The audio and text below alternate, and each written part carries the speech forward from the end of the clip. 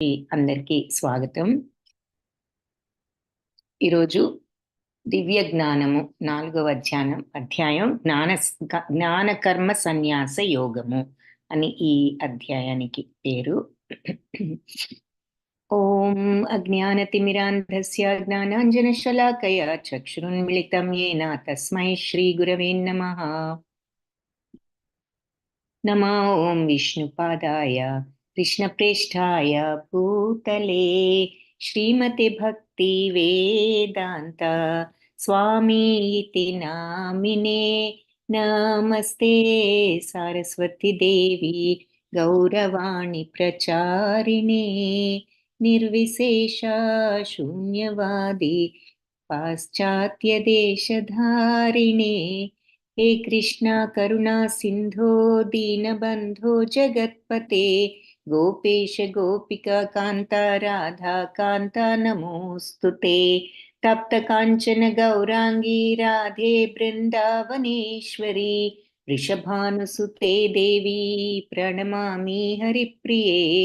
जय श्री कृष्ण चैतन्य प्रभु नित्यानंदा श्री अद्वैता गदाधार श्रीवासादि गौर भक्त वृंदा. हरे कृष्णा कृष्णा कृष्णा हरे हरे हरे राम राम राम हरे हरे. హరే కృష్ణ. భక్తులందరికీ జ్ఞాన కర్మ సన్యాస యోగము లేదా దివ్య జ్ఞానము అని 4వ అధ్యాయానికి పేరు. మొట్టమొదట నిన్న 3వ అధ్యాయంలో ఏం చూసాము? కర్మ చేయాలా చేయకుండా ఉండాలా అని చూసాము. కర్మను చేయకుండా ఉండడం కంటే చేయడమే మంచిదని భగవంతుడు చెప్పడం. నిష్కామ కర్మ అంటే ఫలాసక్తి లేకుండా బాధ్యత అనుకుని పని చేయడమే బుద్ధియోగం అని నిష్కామ కర్మని చూసాము. కర్మకాండతో కర్మయోగం. సో ఇలా పనులు చేస్తూనే మనం యోగా స్టేట్కి వెళ్ళొచ్చు. చివరికి అసలైన అకర్మ స్టేజ్కి బంధాలేమి అంటే ఫలాసక్తి లేకుండా మనం కర్మ చేసినప్పుడల్లా మనకు కర్మ బంధాలు అంటుకో. సో అది కర్మ చేసినా చేయనట్లే అవుతుంది. సో అకర్మ అవుతుంది. సో అకర్మ అంటే పని చేయకుండా కూర్చోవడం అని మాత్రం మనం మిస్టేక్ పొరపాటు పడకూడదు. అకర్మ అంటే పని చేసినా కూడా ప్రతి పనికి కూడా బంధాలు ఉంటాయి. అంటే every action has a opposite equal and opposite reaction అని గనక మనం థియరీ ఆఫ్ రిలేటివిటీ అని ఐన్స్టైన్ చెప్పినట్లు ప్రతి దానికి కూడా ఒక రియాక్షన్ ఉంటుందని ఫిజిక్స్లోనే చెప్పారు. మన వేదాంత సిద్ధాంతం కూడా అదే. కాబట్టి ఏ పనికైనా ప్రతిక్రియలు ఉంటాయి, రియాక్షన్స్ ఉంటాయి. ఆ రియాక్షన్స్ బట్టి మనకి నెక్స్ట్ జన్మ వస్తుంది. కానీ కర్మబంధాలు ఏమీ రియాక్షన్స్ లేనప్పుడు మనకి ఏ కర్మబంధాలు అంటుకోకపోతే మనకి మోక్షానికి అర్హులు అని చెప్తారు. సో కర్మబంధాలు అంటుకోకుండా ఎప్పుడుంటాయి అంటే కర్మను ఫలాసక్తి లేకుండా నా బాధ్యత అనుకుని ఆ ఫలితం మీద మోజు ఏది లేకుండా మనం కర్మను బాగా చేయాలి, ఇది నా బాధ్యత అనుకుని చేసి ఫలాసక్తి లేకుండా ఏది వచ్చినా ఫలితం సమత్వంతో ఉన్నప్పుడు మనకి ఏ కర్మబంధాలు అంటవు. అప్పుడు ఆ మార్గంలో వెళ్తూ సమత్వంతో చివరికి పరిపూర్ణ స్థితికి వచ్చినప్పుడు నిజంగానే ఏ కర్మ చేయాల్సిన అవసరం లేని ట్రూ అకర్మ, నిజమైన అకర్మ స్థితికి వస్తాం, పూర్ణత్వ స్థితికి. అందుకని కర్మకాండతోనే కర్మయోగంలో మనం నిష్ణాతులం, పరిపూర్ణ సిద్ధత్వం పొందొచ్చు అన్నది చూసాం. తర్వాత ఎగ్జాంపుల్, మనం యద్యదాచరతి శ్రేష్ఠ తత్తత్ దేవేతరో జనః సయత్ ప్రమాణం కురితే లోకస్తద్ అనువర్తతే. అంటే శ్రేష్ఠులు ఏదేదో ఆచరిస్తారో లోకమంతా ఫాలో అవుతుంది. వాళ్ళు ఏ ప్రమాణాలు స్టాండర్డ్స్ పెడతారో లోకమంతా కూడా దాన్ని ఫాలో అవుతుంది అంటున్నారు. అంటే దాని అర్థం ఏమిటి అంటే ఎవరైనా సరే ఈ మహానుభావులు అనుకునే వాళ్ళు, గురువులు కానీ ఎవరైనా ఆచరించి చూపించే వాళ్ళు ఉండాలి, మాటలతో చెప్పడం కాదు. సో వాళ్ళు ఆచరించి చూపించినప్పుడు అవతలి వాళ్ళు కూడా ఆ ఆచరణల ప్రకారం నడుస్తారు అని చెప్తున్నారు. అలాగే ఇంకొకటి కూడా చూసారు, అన్నిటికంటే విద్యేనమిహ వైరిణం, ఇంతకంటే పెద్ద శత్రువు ఈ ప్రపంచంలో లేదు అన్నది చూసాం. ఏమిటది? కామయేష్ అంటే తెలిసి కూడా తప్పులు ఎందుకు చేస్తారు అని అర్జునుడు అడిగిన ప్రశ్నకు భగవంతుడు ఇచ్చిన సమాధానం అన్నమాట. కామయేష క్రోధయేష రజోగుణ సముద్భవ. రజోగుణంతో ఉద్భవించినటువంటి కామము క్రోధమే ఈ పనులన్నీ కూడా చేయిస్తుంది. మహాశనో మహాపాప్మ విధ్యేనమిహ వైరిణం. అది ఎంతో దురాశాపూర్వకమైనది, పాపాత్మకరమైన ఈ కామం. ఇంతకంటే పెద్ద ఈ కామక్రోధాల కంటే పెద్ద శత్రు ఇంకేది లేదు ఈ ప్రపంచంలో అని చెప్పారు. అది చూసాను నిన్న 3rd చాప్టర్లో. ఇప్పుడు 4th చాప్టరు దివ్య జ్ఞానము, జ్ఞానకర్మ సన్యాస యోగము, శ్రీ భగవానువాచతో ప్రారంభం. శ్రీ భగవానువాచ ఇమం వివస్వతే యోగం ప్రోక్తవానహమవ్యయం వివస్వాన్ మనవే ప్రాహ మనుర్ఇక్ష్వాకవే బ్రవీత్. అయితే భగవంతుడు ఏమంటున్నారు, నశింపులేని ఈ యోగ శాస్త్రాన్ని నేను సూర్యుడికి వివస్వానికి బోధించాను. వివస్వానేమో దాన్ని మానవ జాతి తండ్రి అయిన మనువుకు బోధించాడు, మనువేమో ఇక్ష్వాకుకు బోధించాడు అని చెప్తున్నారు. సో మొట్టమొదటిగా భగవంతుడు నేను సూర్యుడికి చెప్తే సూర్యుడు మనువుకు చెప్తే మనువు ఇక్ష్వాకుకు చెప్పాడు అని చెప్పి భగవంతుడు చెప్పారు. ఏది భగవద్గీత జ్ఞానాన్ని. అయితే ఏం జరిగిందంటున్నారంటే భగవద్గీత చరిత్రను చెప్తున్నారు. అప్పుడు చెప్పాను నేను మొదట్లో సూర్యుడికి, సూర్యుడేమో మనువుకి, మనువు ఇక్ష్వాకుకు చెప్పాడు. అయితే ఏవం పరంపరా ప్రాప్తం ఇమం రాజర్షయో విదుః సకాలే నేహ మహతా లోకో యోగో నష్టా పరంతప. సో ఇది పరంపరగా వస్తూ ఉంది.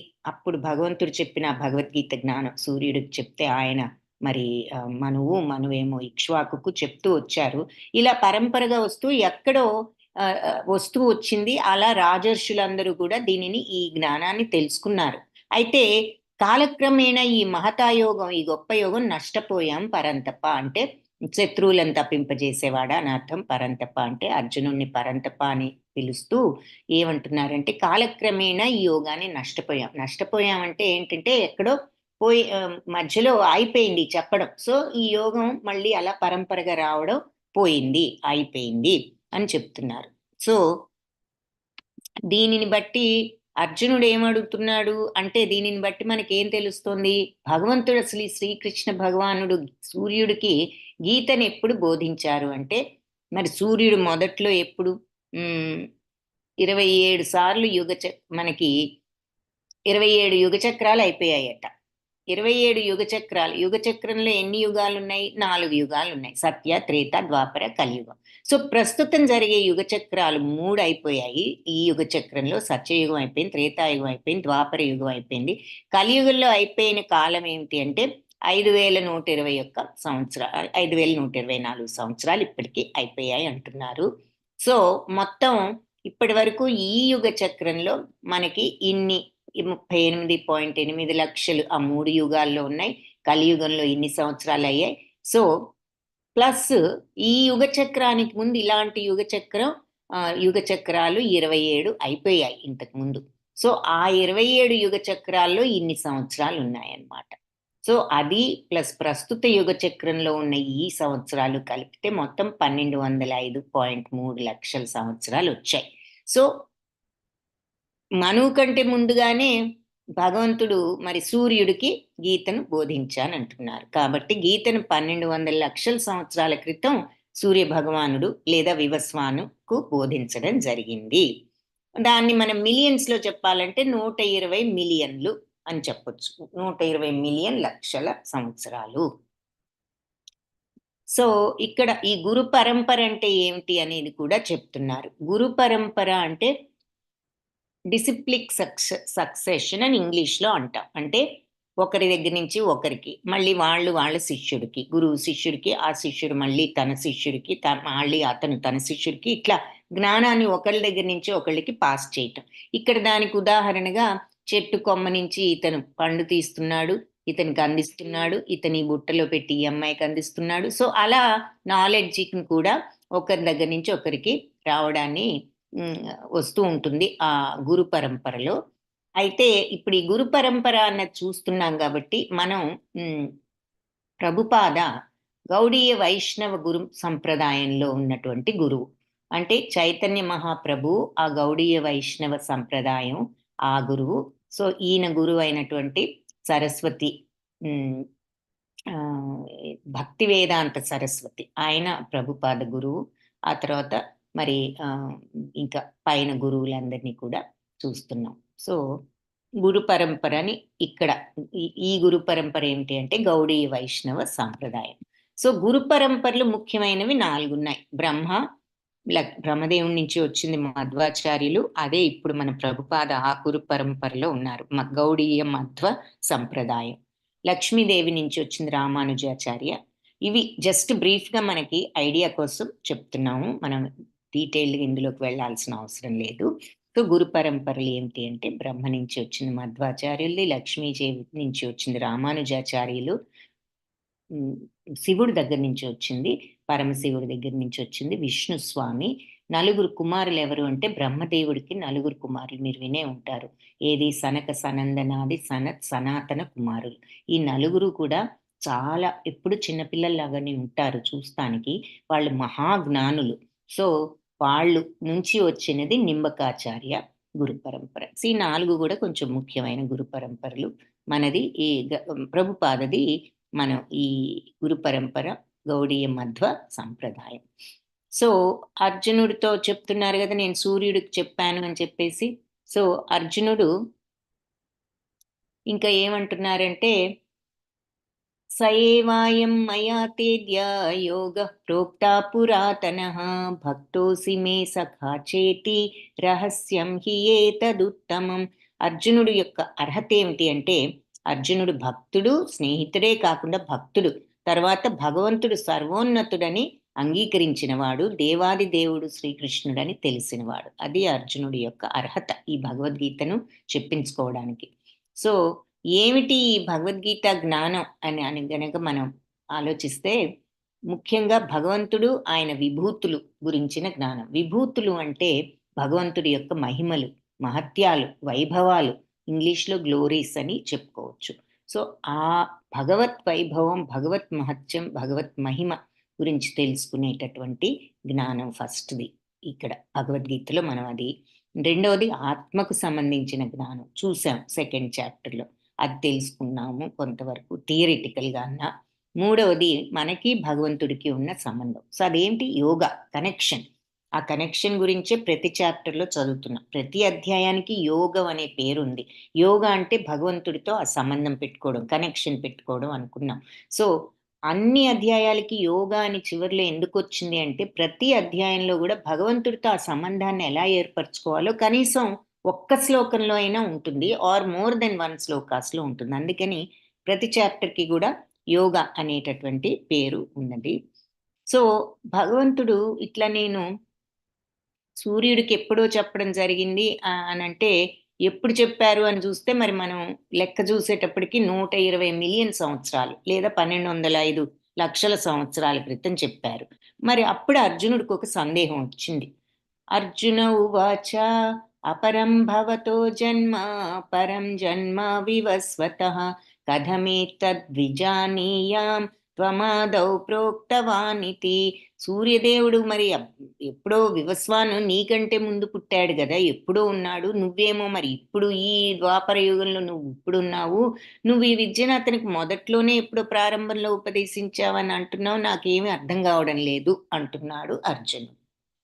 అర్జునుడికి ఈ విషయం అర్థం కాదు, కానీ మనబోటి వాళ్ళకి అర్థం కావాలని ఈ ప్రశ్న అడిగాడు. అర్జునుడికి భగవంతుడు దేవాది దేవుడని తెలుసు, అయినా ఎందుకు అడిగాడంటే అందరికీ తెలియాలి అనే ఉద్దేశంతో అడగడం జరిగింది. సో అప్పుడు భగవంతుడు ఏం చెప్తున్నారంటే అజోపి సన్నవ్యయాత్మా భూతానాం ఈశ్వరోపి సన్ ప్రకృతిం స్వామధిష్ఠాయ సంభవామి ఆత్మమాయయా. సో నేను పుట్టుక లేని వాడినైనా, అజుడను అంటే అజ అంటే పుట్టుక లేని వాడిని, అవ్యయాత్మ అంటే నాశనం లేని వాడినైనా, భూతానాం ఈశ్వరోపి సన్ అంటే అన్ని భూతాలంటే జీవరాశులు అని చెప్పుకున్నాం. భూతాలంటే భూతాలు కాదు, జీవరాశులు. జీవరాశులు అన్నిటికీ కూడా ఈశ్వరుణ్ణైనా కూడా ప్రకృతిం స్వామధిష్టాయ ఈ ప్రకృతిలో నేను నా యొక్క ఇష్టంతో, సంకల్పంతో, స్వయం సంకల్పంతో సంభవామి ఆత్మమాయయ నా సంకల్పంతో నేను నా స్వయం రూపంలో ఈ ప్రకృతిలో నేను అవతరిస్తూ ఉంటాను ప్రతి యుగంలో కూడా. సో నేను పుట్టుక లేనివాడిని, నాశనం లేనివాడినైనా కూడా, అందరికీ ఈశ్వరుని ప్రభువునైనా కూడా నేను నా యొక్క రూపంతో ప్రతి యుగంలో అవతరిస్తూ ఉంటాను అని చెప్తున్నారు. సో భగవంతుడికి మనకి కొన్ని పోలికలు ఇక్కడ చెప్తున్నారు. భగవంతుడు శ్రీకృష్ణుడు జీవాత్మ, మనం ఆయన శాశ్వతుడు. మరి ఆయనకు అన్ని జన్మలు జ్ఞాపకం ఉంటాయి. అచ్యుత, నాశనం లేనివాడు అని అర్థం. మనం మరి ఆత్మ శాశ్వతమే గాని మనం గత జన్మలన్నీ మర్చిపోతాం. ఆ తర్వాత భగవంతుడు స్వయం కల్పనతో అవతరిస్తారు. ఆయన అనుకున్నప్పుడు అవతరిస్తారు. మనం మన కర్మఫలాల ఆధారంగా మన కర్మలను బట్టి మనం జన్మ తీసుకుంటాం. మనమే మరి భగవంతుడు ఆధ్యాత్మిక శరీరం, ఆయన ఆత్మే కాదు, బాడీ కూడా సచ్చిత్తానందానే. మనకి మరి ఆత్మ సచ్చిత్తానంద అయిన భౌతిక శరీరం మనది అసత్, అచిత్, నిరానందం అంటున్నారు. ఇక భగవంతుడికి శరీరానికి ఆత్మకి భేదం లేదు. అది ఇక్కడ కూడా చూసాం. మనకి ఆత్మ శరీరాన్ని పొందుతుంది. ఏది? స్థూల సూక్ష్మ శరీరాలు. స్థూల శరీరం అంటే బయటికి కనపడేది, ఇంగ్లీష్లో గ్రోస్ బాడీ అంటాము. సూక్ష్మ శరీరం అంటే కనపడని మనసు, బుద్ధి, అహంకారం. అవి కూడా పార్ట్ ఆఫ్ ద శరీరమే, కానీ కంటికి కనిపించవు కాబట్టి సూక్ష్మ శరీరం అంటాం. ఇంగ్లీష్లో సటిల్ బాడీ అంటాం. సో ఇంకా భగవంతుడికి ప్రతి జన్మ గుర్తుంటుంది. మనకి శరీరం మారినప్పుడల్లా పూర్వజన్మను మనం మర్చిపోతూ ఉంటాం. అలా కొన్ని విషయాలు ఇక్కడ చెప్పారు. సో భగవంతుడు ఇంతకీ నేను పుట్టుక లేనివాడిని, నాశనం లేనివాడిని, అందరికీ ప్రభువునై ఉండి కూడా ప్రతి యుగంలో నా రూపంతో అవతరిస్తూ ఉంటాను నేను అని చెప్పారు కదా. ఇంకా ఎందుకు అవతరిస్తున్నాను అన్నది ఇప్పుడు చెప్తున్నారు. యదా యదా హి ధర్మస్య గ్లానిర్భవతి భారత అభ్యుత్థానమధర్మస్య తదాత్మానం సృజామ్యహం. యదా యదా హి ధర్మస్య, ఎప్పుడెప్పుడైతే ధర్మం గ్లానిర్భవతి తగ్గుతూ వస్తుందో, భారత భరతవంశ శ్రేష్ఠుడా, అభ్యుత్థానం అధర్మస్య, అధర్మం ఎప్పుడైతే అభ్యుదయం చెందుతుందో, పెరిగిపోతుందో, తదాత్మానం నేనప్పుడు స్వయంగా సృజామ్యహం, అహం నేను సృజామి అంటే అవతరిస్తాను. సో ఎప్పుడెప్పుడు ధర్మం క్షీణిస్తుందో, అధర్మం పెరిగిపోతుందో, అప్పుడు నేను స్వయంగా అవతరిస్తాను అని చెప్తున్నా. ఎందుకు అవతరిస్తారు? ఎప్పుడు అవతరిస్తారో ఇక్కడ చెప్పారు. ఎందుకు అవతరిస్తారు? పరిత్రాణాయ సాధూనాం వినాశాయ చ దుష్కృతాం ధర్మ సంస్థాపనార్థాయ సంభవామి యుగే యుగే. ఈ రెండు కూడా ఇంపార్టెంట్. చాలా మందికి బై హార్ట్ వస్తాయి ఈ రెండు శ్లోకాలు. సో మీరు కూడా నేర్చుకోవచ్చు. పరిత్రాణాయ సాధూనాం అంటే, సాధువులంటే ఇక్కడ మంచివాళ్ళు అని అర్థం. సాధు స్వభావం ఉన్న వాళ్ళు అనమాట. సాధు స్వభావం ఉన్న మంచి వాళ్లను పరిత్రాణాయ రక్షించడానికి, వినాశాయ చ, చ అంటే మరియు, వినాశాయ నాశనం చేయడానికి, ఎవరిని? దుష్కృతం దుర్మార్గుల్ని నాశనం చేయడానికి. సో సాధువులు మంచి వాళ్ళని రక్షించడానికి మరియు దుర్మార్గులను శిక్షించడానికి, ధర్మ సంస్థాపనార్థాయ ధర్మాన్ని తిరిగి పునరుద్ధరించే కారణానికి, సంభవామి అవతరిస్తాను యుగే యుగే అంటున్నారు, ప్రతి యుగంలోనూ. సో మంచి వాళ్ళని కాపాడటానికి, దుర్మార్గుల్ని శిక్షించడానికి, ధర్మాన్ని పునరుద్ధరించడానికి అన్ని యుగాల్లో నేను అవతరిస్తాను.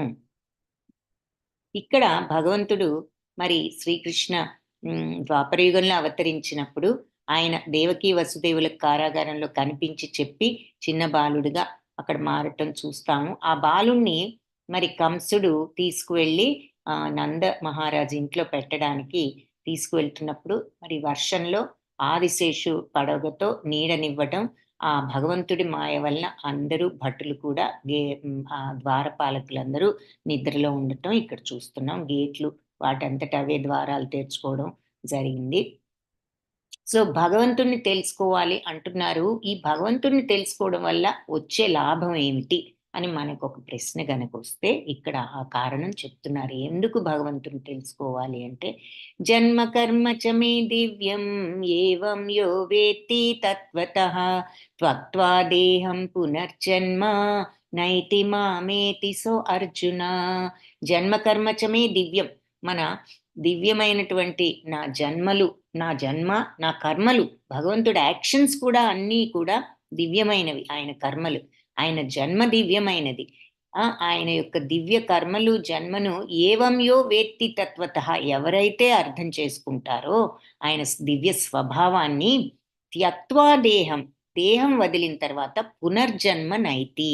పునర్జన్మ అనేది వాళ్ళకు ఉండదు. ఎవరికి భగవంతుడి యొక్క దివ్య స్వభావాన్ని, దివ్యత్వాన్ని అర్థం చేసుకున్న వాడికి మళ్ళీ పునర్జన్మ అనేది ఉండదు. మామేతి సో అర్జున, నన్నే చేరుకుంటాడు అర్జున. పునర్జన్మ లేకుండా ఏమవుతాడు అంటే భగవంతుణ్ణి చేరుకుంటాడు, నా నిత్య శాశ్వత ధామానికే వస్తారు అంటున్నారు. సో భగవంతుడి యొక్క జన్మ కర్మల దివ్య స్వభావాన్ని తెలుసుకున్న వాళ్ళు వాళ్ళ దేహం వదిలిన తర్వాత మళ్ళీ తిరిగి ఈ భౌతిక జగత్తులో జన్మించరు, ఆయన ధామానికే వెళ్తారు. అది భగవంతుణ్ణి తెలుసుకున్నప్పుడు మనకు ఆ మోక్ష ప్రాప్తి వస్తుంది.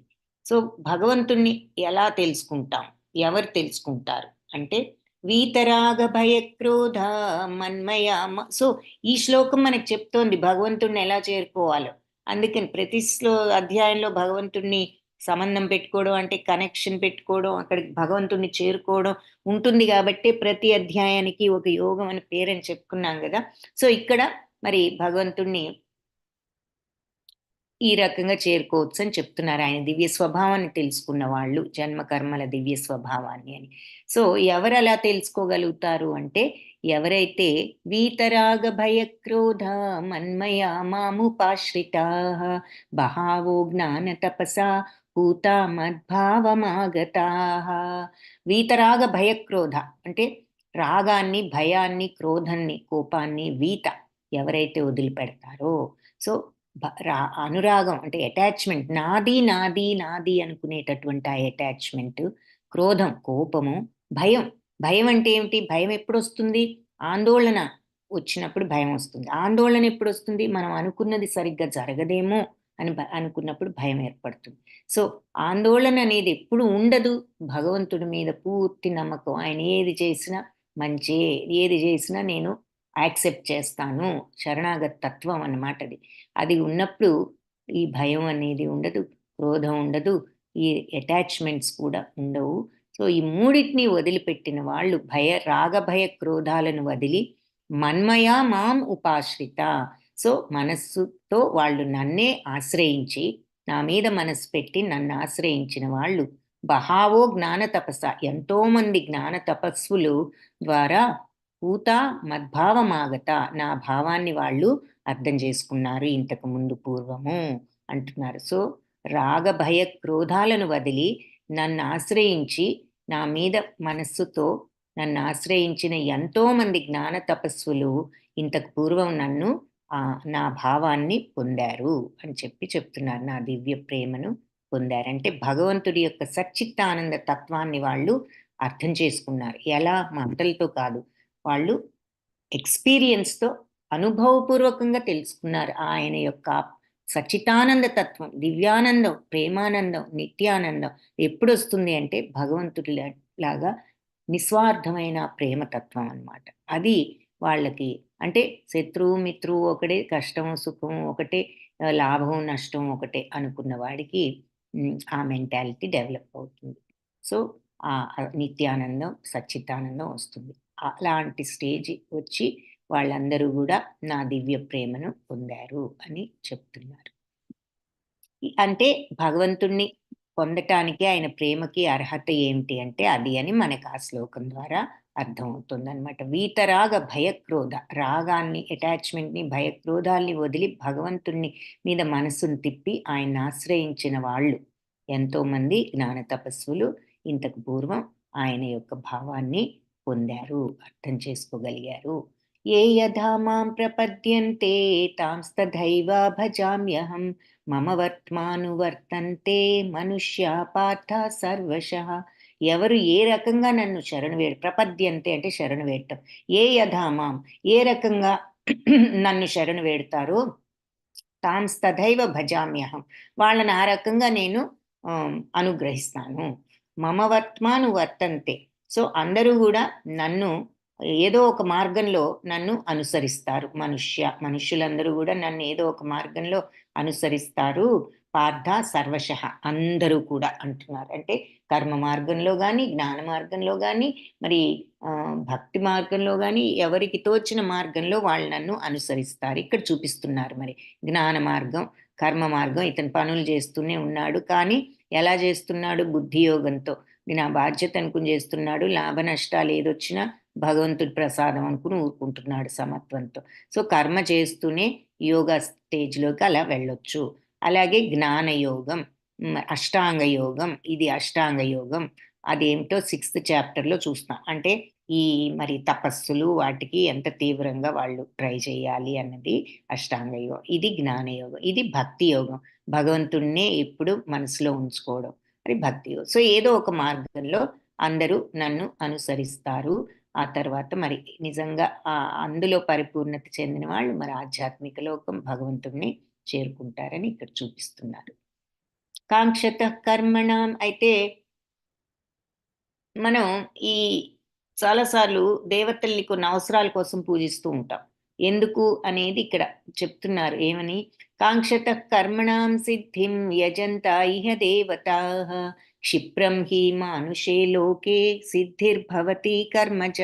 ఈ లోకంలో మనుషులందరూ కూడా మనం చేసే పనులన్నీ విజయవంతం కావాలని మనం యూజువల్‌గా ఇదే ప్రార్థిస్తాం. భగవంతుడిని ఎప్పుడు ఏది నాకు ఇది రావాలి, నాకు అది రావాలి, మంచి ఉద్యోగం రావాలి, మంచి ఫ్యామిలీ కావాలి, లేదంటే మంచి జీతం ఉండాలి, మంచి ఇల్లు ఉండాలి, కారు ఉండాలి, సుఖం ఉండాలి, ఫ్యామిలీ మెంబర్స్‌కి అది రావాలి, ఇది రావాలి. ఇలా మన పనుల కోసమే మనం ప్రార్థిస్తూ ఉంటాం ఎక్కువగా. అందుకే రకరకాల దేవతలను ప్రార్థిస్తూ ఉంటాం. చదువు కావాలన్నప్పుడు మనం ఒక లక్ష్మీదేవి, సరస్వతిని, ఇలా వర్షాలు రావాలంటే వరుణ దేవుణ్ణి, వానలు లేనప్పుడు వరుణ దేవుణ్ణి, ఇలా రకరకాల కోరికలకు రకరకాల దేవతలు పూజిస్తారు. ఎందుకంటే ఈ భౌతిక ఫలాలు త్వరగానే సిద్ధిస్తాయి. మనం సిన్సియర్‌గా ఆ దేవతలను పూజించినప్పుడు మన కోరికలు తీరుతూ ఉంటాయి. అయితే ఇక్కడ పాయింట్ ఏమిటి అంటే నెక్స్ట్ పాయింట్ మరి ఆ దేవతలకు కూడా ఆ సిద్ధించే ఆ పవరు భగవంతుడు ఆదిదేవుడు కాబట్టి అక్కడి నుంచే వచ్చింది. ఆ తర్వాత మనం కూడా మరి భగవంతుణ్ణి ఆయన దగ్గరికి ఆయన ఆధ్యాత్మిక లోకానికి వెళ్ళాలనే ప్రార్థన మనం సాధారణంగా చెయ్యం. యూజువల్‌గా ఆయన్ని ఆ రకంగా మనం కోరుకోం. ఎప్పుడూ మనకి భౌతిక వాంఛల సిద్ధించాలనే ప్రార్థనలు చేస్తూ ఉంటాము. ఇంకపోతే చాతుర్వర్ణం మయా సృష్టం గుణకర్మ విభాగశః తస్య కర్త తస్య కర్మ తస్య కర్తామపి మాం తస్య కర్తారమపి మాం విద్య అవ్యయం. సో ఈ చాతుర్వర్ణం మయా సృష్టం. ఈ 4 వర్ణాల్ని నేనే సృష్టించాను. ఎలా? గుణకర్మ విభాగచ. గుణకర్మలను బట్టి అలా డివైడ్ చేశాను అంటున్నారు. 4 వర్ణాలు ఏమిటది? మరి బ్రాహ్మణులని, క్షత్రియులని, శూద్రులని, వైశ్యులని 4 రకాలుగా. మనం ఏమనుకుంటాం? పుట్టుకతో అందరికీ వచ్చాయి అనుకుంటాం. కానీ భగవంతుడు ఏమంటున్నారు?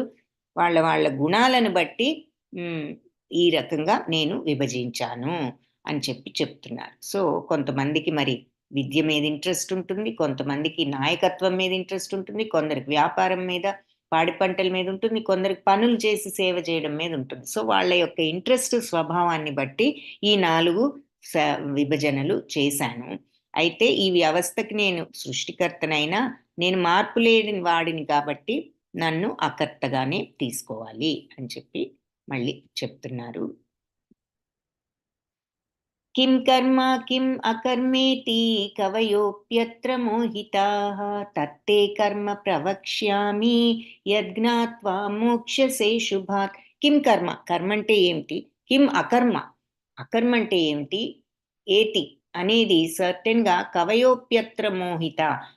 అంటే కవులు అంటే వివేకవంతులు, పండితులు కూడా మోహితులవుతున్నారు, కన్‌ఫ్యూజ్ అవుతున్నారు. క్లియర్‌గా కర్మ అంటే ఏమిటో, అకర్మ అంటే ఏమిటో తెలుగుగల వాళ్ళకి కూడా క్లియర్‌గా తెలియడం లేదు. తత్తే కర్మ, ఆ కర్మ ప్రవక్ష్యామి, ఇప్పుడు నీకు చెప్తాను. యజ్ఞాత్వా మోక్షసే శుభాత్. ఇది గనుక తెలుసుకుంటే నీకు మోక్షం అనేది వస్తుంది అంటున్నారు. సో కర్మ, అకర్మ అనేది అర్థం చేసుకోలేక వివేకవంతులు కూడా కన్‌ఫ్యూజ్ అవుతున్నారు. ఇప్పుడు ఆ కర్మ ఏమిటో నీకు ఆ కర్మ రహస్యాన్ని నేను నీకు వివరిస్తాను. దీనిని తెలుసుకోవడం ద్వారా నువ్వు ఈ భౌతిక బంధాల నుంచి బయటపడొచ్చు అని చెప్తున్నారు. సో అకర్మ, కర్మ, వికర్మ. సో 3 ఉన్నాయన్నమాట. కర్మ అంటే శాస్త్రాలు ఏమిటో చూద్దాం. ఇక్కడ ఇచ్చారు. కర్మ అనేది భగవంతుడు 3 రకాలుగా విభజించారు. ఏమిటి? కర్మ, వికర్మ, అకర్మ. ఇక్కడ మనం చిత్రంలో చూసాం. కర్మ, వికర్మ, అకర్మ. కర్మ అంటే ఏమిటి? ఇంద్రియ నియంత్రణ మరియు చిత్తశుద్ధికి దోహదపడే విధంగా ఉండే శాస్త్రవిహితమైన మంగళప్రద పనులు. సో, శాస్త్రాలు చెయ్యొచ్చు, ఇది మంచి పని అని చెప్పినవన్నీ కర్మలు. ఇంద్రియాలను గూడా కొంచెం కంట్రోల్ చేసుకునేటట్టుగా మంచిగా మనం పనులు చెయ్యాలి. వికర్మలంటే శాస్త్రాలు వద్దు, ఇవి అశుభకరమైన పనులు, హానికరమైనవి, తర్వాత మన పతనానికి దారితీసేవి అని శాస్త్రాలు వద్దని నిషేధించిన కర్మలు వికర్మలు. అకర్మలు అంటే బ్యాడ్ పనులనమాట. అకర్మలు అంటే చూసాంగా అకర్మ గురించి. ఫలాసక్తి లేకుండా కేవలం భగవంతుడి ప్రీతి కోసం మాత్రమే చేసే పనులు. వీటికి కర్మ ప్రతిక్రియలుండవు. అంటే ఈ కర్మబంధాలు అంటుకోవు. అందుకని జీవాత్మని బంధించవు. అంటే ఆత్మ మళ్ళీ ఈ జనన మరణ చక్రంలో చిక్కుకుని బంధింపబడదు. విడుదలయ్యి మోక్షం వచ్చి భగవంతుడిని చేరుకుంటుంది అని చెప్తున్నారు. ఎప్పుడైతే మనం కర్మను భగవత్ ప్రీతి కోసం చేస్తూ, మనం ప్రతిఫలాసక్తి మీద కాకుండా భగవంతుడికి నచ్చే విధంగా చేయాలనుకుని చేసినప్పుడు అవి జీవాత్మను బంధించవు. అది అకర్మ. బంధాలు అంటుకోవు కాబట్టి అకర్మ. సో, కర్మ మంచి పనులు, ఒకరికి సహాయం చేయడం ఇక్కడ చూపిస్తున్నారు. వికర్మ మరి ఎవరినో హాని చేయాలని బయలుదేరాడు, తప్పు పని, వికర్మ. అకర్మ అంటే ఏ బంధాలు అంటుకో. అంటే ఇక్కడ భగవంతుణ్ణి నిష్కల్మషంగా ఏదో బెనిఫిట్ కోసం అని కాదు, ఆయన పట్ల భక్తితో ఆయన్ను ఆయన్ను పూజించడం, ఆయనకు సేవ చేయడం. సో అదొక ఎగ్జాంపుల్ ఆ కర్మకు. సో అక్కడ ఆయనకి ఏ కర్మ బంధాలు అంటుకోవడం లేదు. ఎందుకంటే ఆ రిజల్ట్ మీద ఆయనకు ఆసక్తి లేదు. జస్ట్ భక్తితో చేస్తున్నాడు.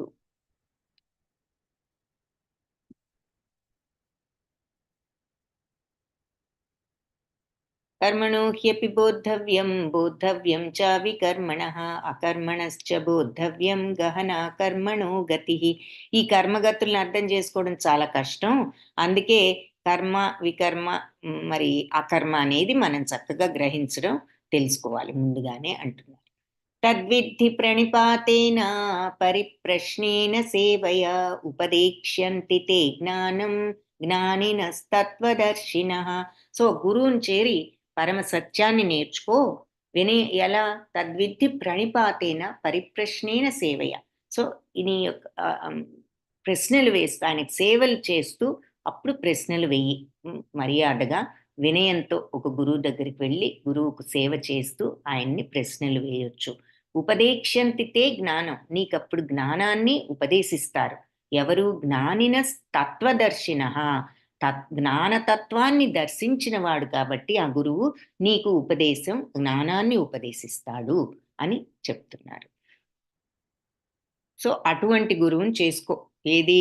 యథార్థాన్ని, జ్ఞానతత్వం తెలిసిన వాడిని గురువుగా చేసుకో. అలాగే చేసుకుని వెళ్ళి అదేమిటో నాకు చెప్పండి అని ఇష్టం వచ్చినట్లు కాదు. ఆయన దగ్గరికి వెళ్ళి వినయంగా ఆయనకి సేవలు చేస్తూ ప్రశ్నలు అడిగి ఆ తత్వాన్ని నేర్చుకో. ఇక్కడ ఆహ్, కృష్ణ బలరాముల్ని చూపిస్తున్నారు. వాళ్ళు భగవంతుడికి అన్నీ తెలుసు, ఆయనకి తెలియనిదే ఉంది. కానీ గురువు అనేవాళ్ళు ఎంత ఇంపార్టెంట్, గురువు దగ్గర చేరి నేర్చుకోవడం, తెలుసుకోవడం అనేది అందరికీ చెప్పడం కోసం భగవంతుడు కూడా మరి సాందీపని ముని యొక్క ఆశ్రమంలో చేరి చిన్నప్పుడు విద్యను అభ్యసించడం జరిగింది. వాళ్ళిద్దరూ బలరామకృష్ణులు. అది ఇక్కడ చూస్తున్నాం. వాళ్ళ గురువు అయిన సాందీపని ముని.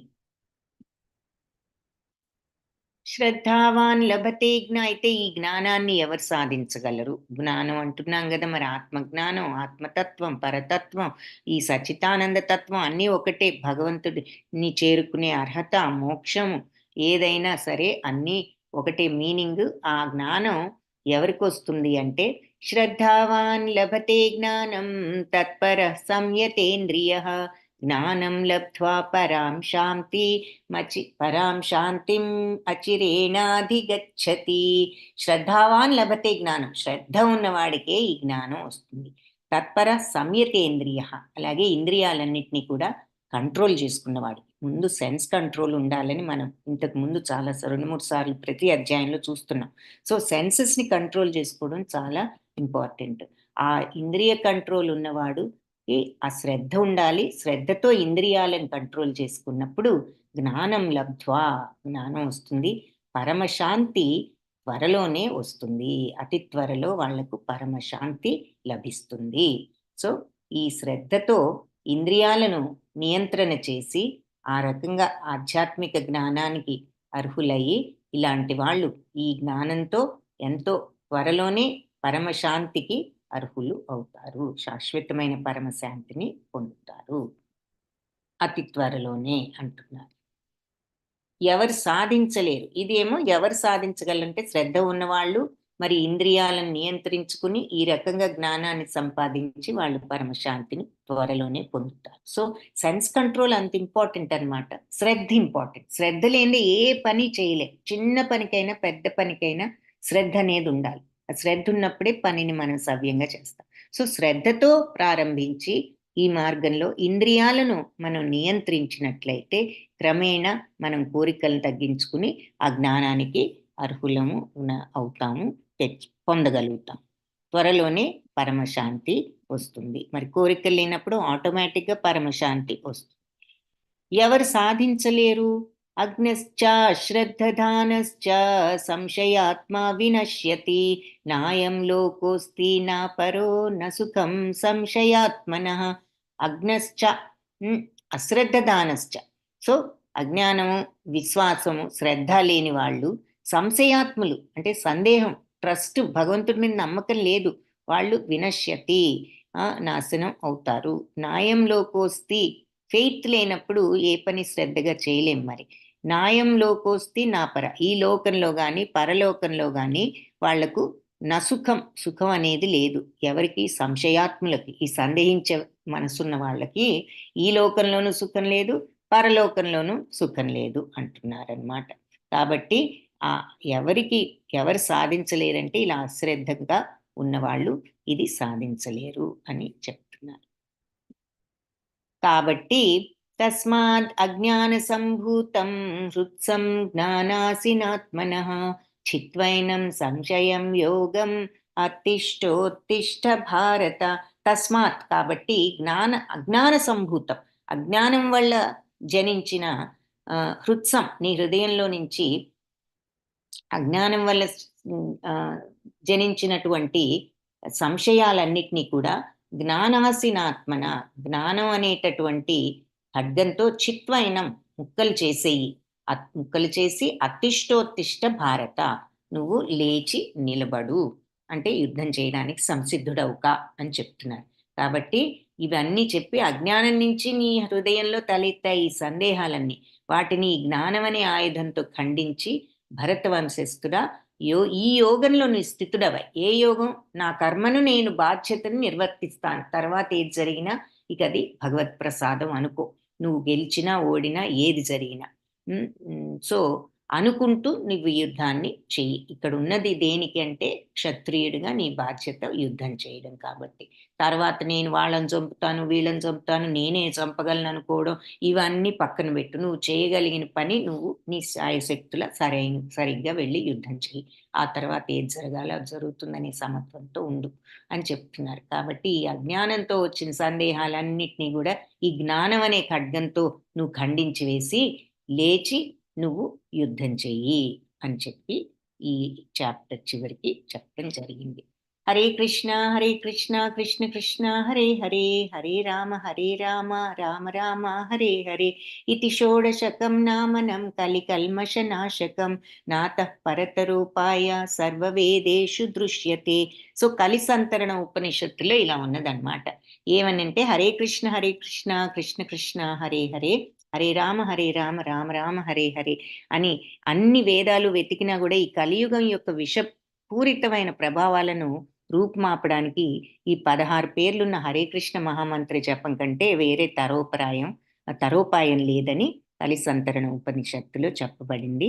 అయితే మనం ఈ గీతా పాఠంలో మరి నీ అజ్ఞానంతో వచ్చినటువంటి సందేహాలను జ్ఞానాయుధంతో ఖండించి ఈ యోగంలో స్థితుడమై యుద్ధం చెయ్యి అని చెప్పారు. సో ఇంకొకసారి ఈ గీతా పాఠంలో మనం నేర్చుకున్నది